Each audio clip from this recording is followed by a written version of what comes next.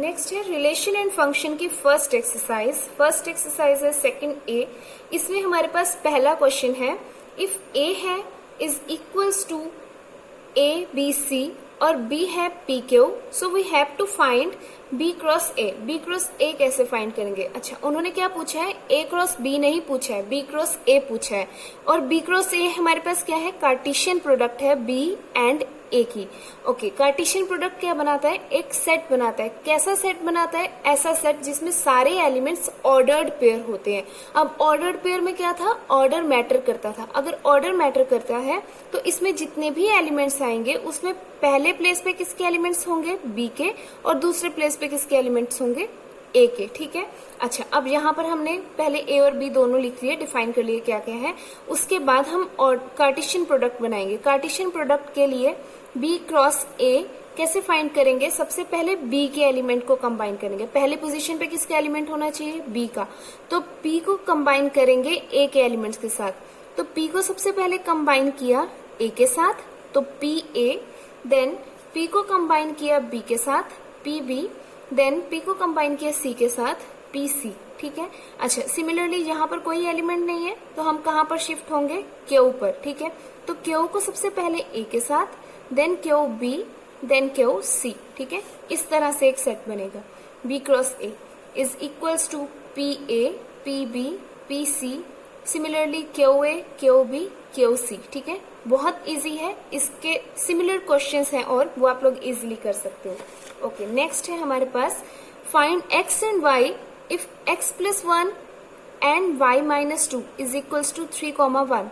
दो ordered pair है, ordered pair equal है। अगर इक्वल है तो इसका मतलब पहला एलिमेंट पहले एलिमेंट के इक्वल होगा, दूसरा एलिमेंट दूसरे एलिमेंट के इक्वल होगा। ओके, यहाँ पर हमारे पास क्या है?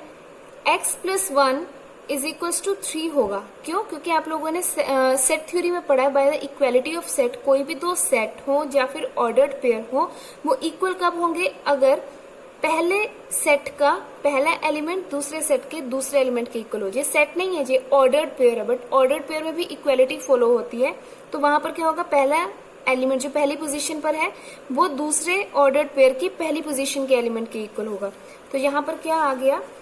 x plus 1 is equals to 3 and y minus 2 is equals to 1। तो आप लोग इजीली यहाँ से x एंड y की वैल्यूज फाइंड कर सकते हो। ओके, नेक्स्ट हमारे पास क्या क्वेश्चन है? नेक्स्ट है let a and b be two subsets. a and b कोई भी दो सबसेट्स हैं such that number of element a में कितने हैं? 3 है, and number of element b में कितने हैं? 2 है।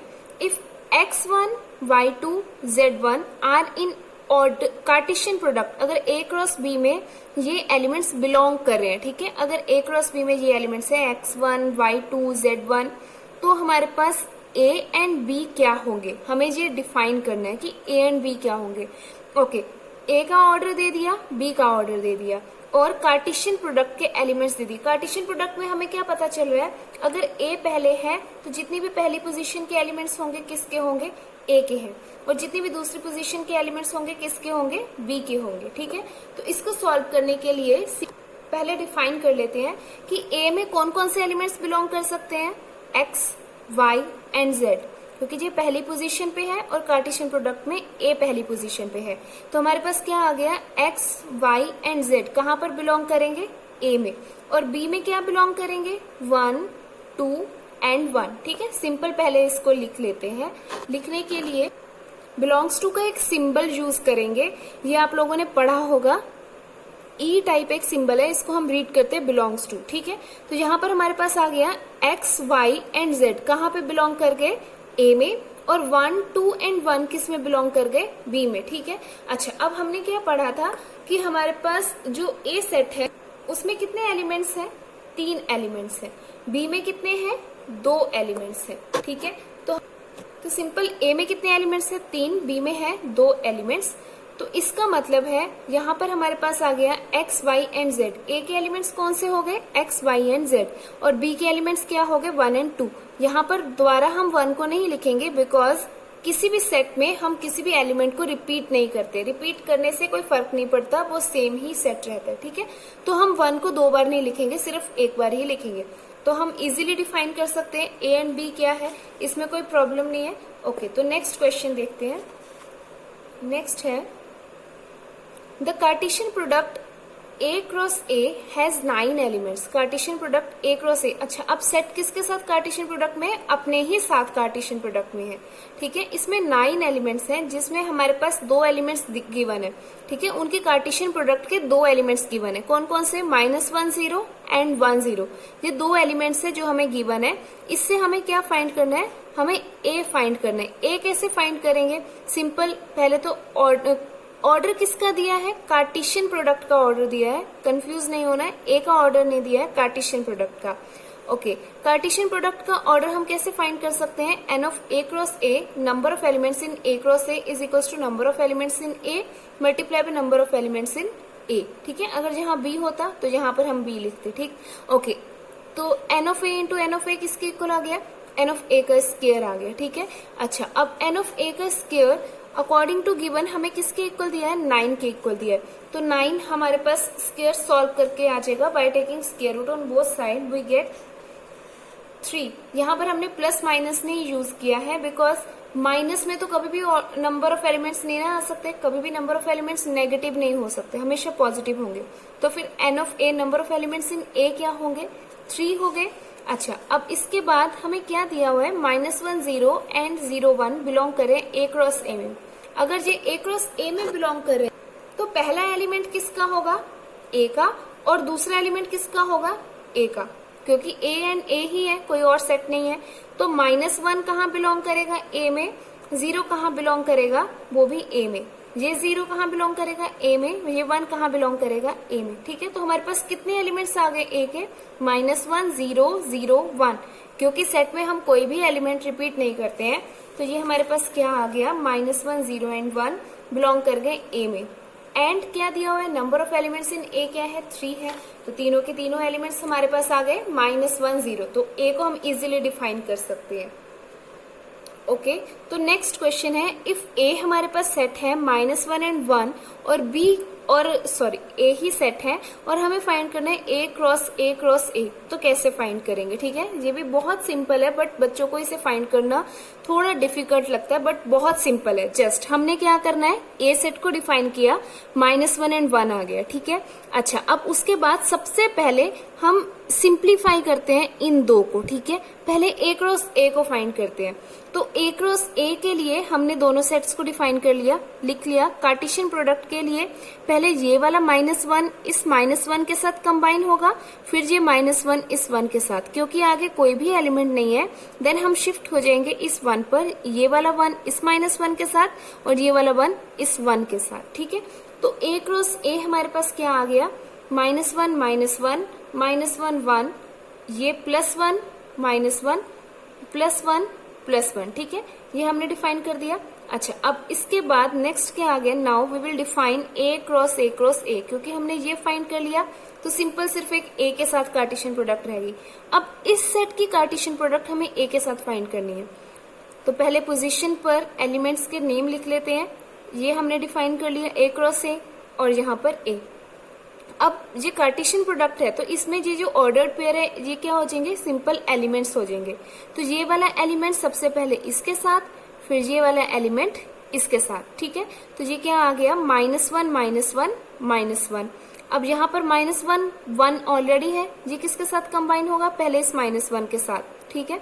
तो यहाँ पर हमारे पास क्या आ गया, ये पहले ये दोनों के साथ कंबाइन हो गए। ओके, थर्ड प्लेस पे आ गया -1 1 इस -1 के साथ, -1 1 -1, फिर ये वाला एलिमेंट इसके साथ, ठीक है। -1 1 एंड 1, देन ये इस एलिमेंट के साथ कंबाइन होगा, देन 1 के साथ कंबाइन होगा, देन ये वाला एलिमेंट इसके साथ, देन ये वाला एलिमेंट इसके साथ, ठीक है। आप लोग वीडियो को पॉज करके इसको इजीली समझ सकते हैं, ये बहुत इजी है, ठीक है। The next question is, if A is equals to ABC and B is equals to CD and C is equals to DEF, ठीक है। ये एक सेट है A, B और C जिसके एलिमेंट्स हमारे पास डिफाइन किए हुए हैं।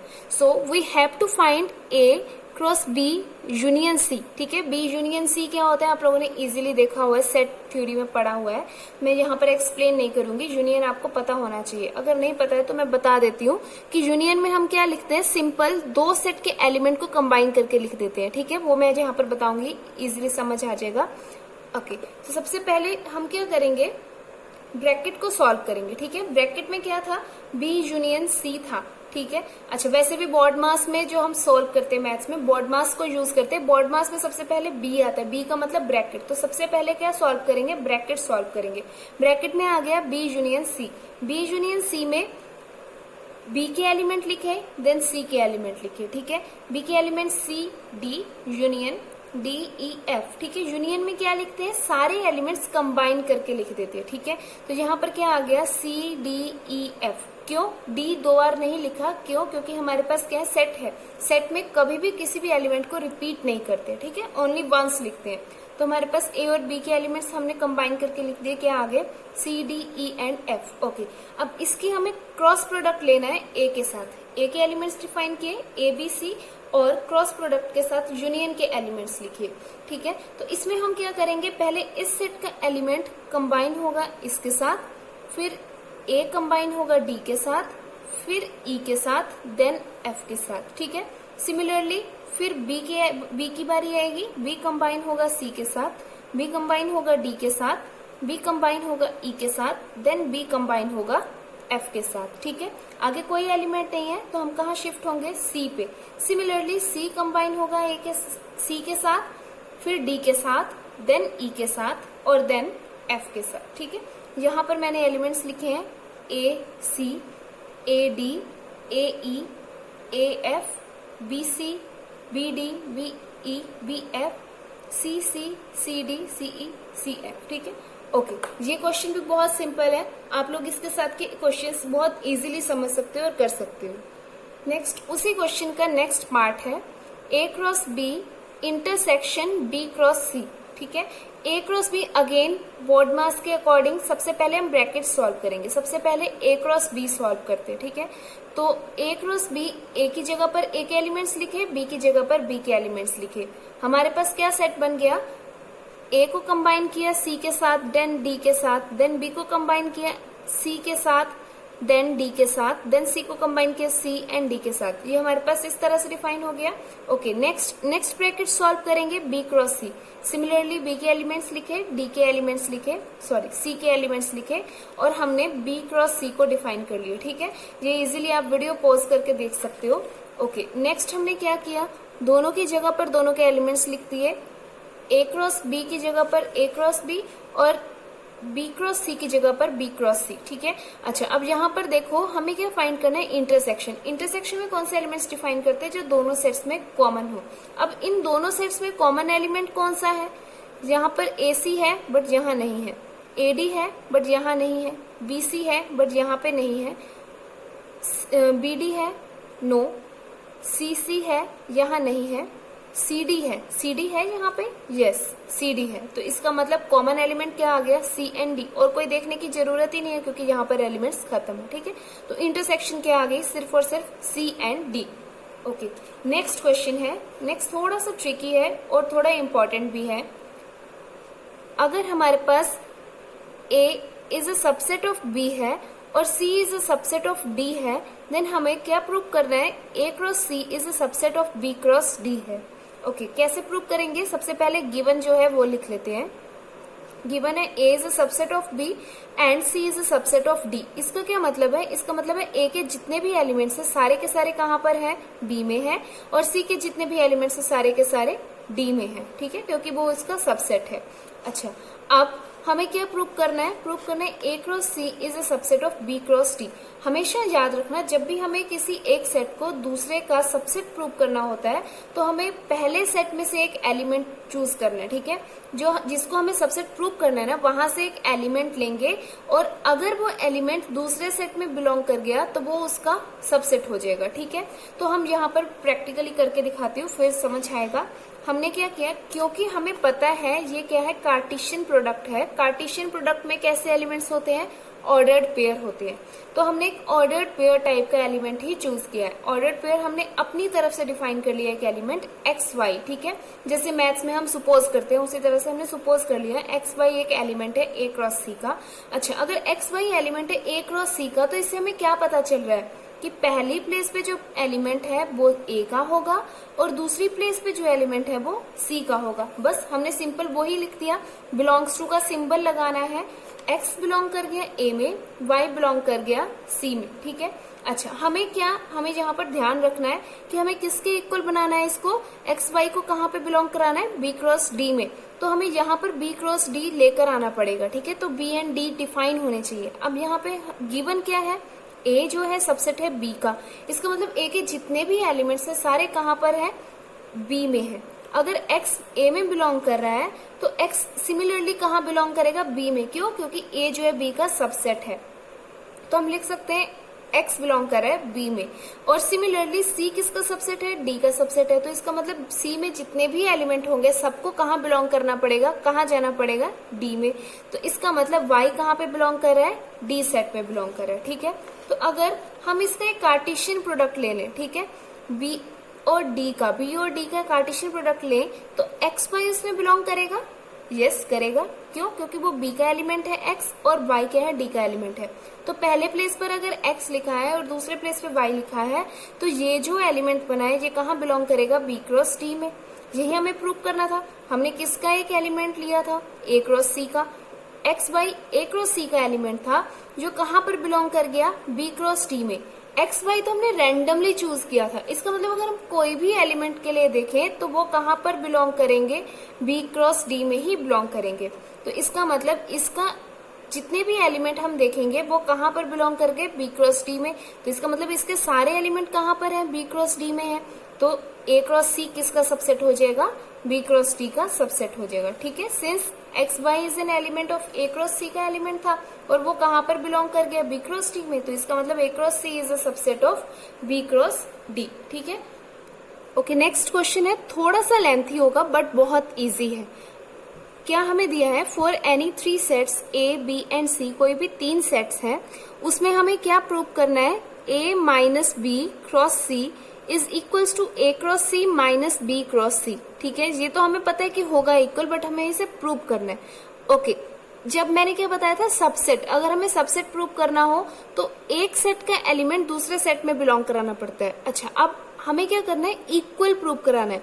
तो इक्वल प्रूव कराने के लिए हमेशा याद रखना, हमें क्या करना है, पहले सेट को दूसरे के सबसेट प्रूव करना है और दूसरे सेट को पहले का सबसेट प्रूव करना है, ठीक है। अगर ये इसका सबसेट हो गया तो इसका मतलब इसके जितने भी एलिमेंट्स हैं सारे कहाँ बिलोंग करेंगे, सेकंड सेट में। और अगर ये इसका सबसेट हो गया तो इसके जितने भी एलिमेंट होंगे कहाँ बिलोंग करेंगे, फर्स्ट सेट में।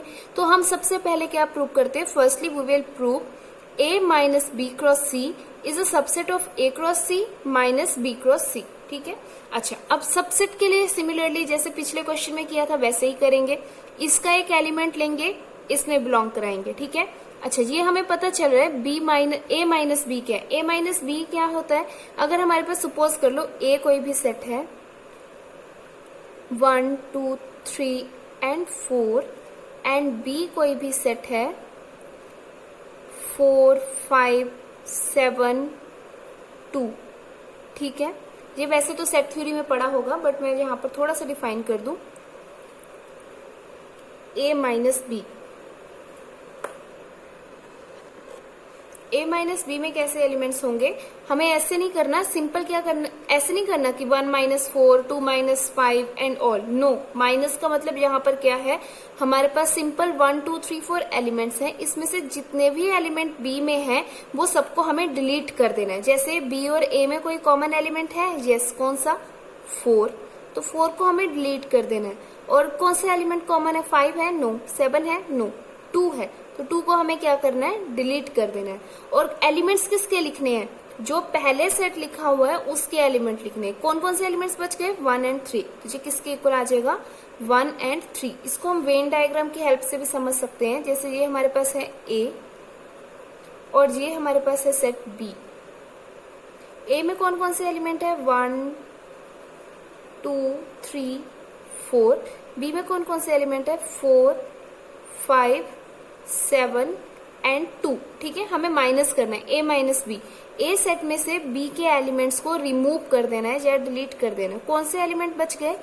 1 एंड 3, तो ये हमारे पास किसके इक्वल आ गया? 1 एंड 3, ठीक है। अच्छा, अब यहाँ पर ये क्या है? एक कार्टेशियन प्रोडक्ट है। अगर एक a माइनस बी एक सेट है, वो सिंपल एक ही सेट बनेगा, ठीक है। और सिमिलरली c भी एक सेट है, तो इसमें कैसे एलिमेंट्स बिलोंग कर रहे होंगे? कार्टेशियन प्रोडक्ट टाइप के। तो हमें इसका सबसेट प्रूव कराना है, तो इसका एक एलिमेंट लेंगे। इसका एलिमेंट किस टाइप का होगा? कार्टेशियन प्रोडक्ट टाइप का। तो हमने कार्टेशियन प्रोडक्ट अपनी तरफ से सुपोज करके a minus B cross c में बिलोंग करा लिया, ठीक है। तो एक्स वाई कहाँ बिलोंग कर रहा है? a minus B cross c में। अगर ये इसमें बिलोंग कर रहा है, अगेन डेफिनेशन के अकॉर्डिंग क्या होगा?